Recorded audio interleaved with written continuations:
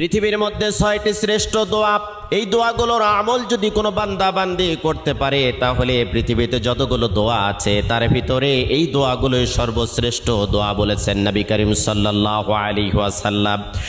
কোনো বান্দা বান্দি যদি যতই বিপদে থাক, কষ্টে থাক, দুর্ভিক্ষে থাক, উৎকণ্ঠার মধ্যে থাক না কেন, সকাল থেকে সন্ধ্যা পর্যন্ত যদি কোনো বান্দা বান্দি দরুদ শরীফের আমল করতে পারে, রাতের বেলা যদি দরুদ শরীফের আমল করতে পারে, হাজারো অশান্তির দাবানল থেকে আল্লাহ রাব্বুল আলামিন শান্তি দান করবেন।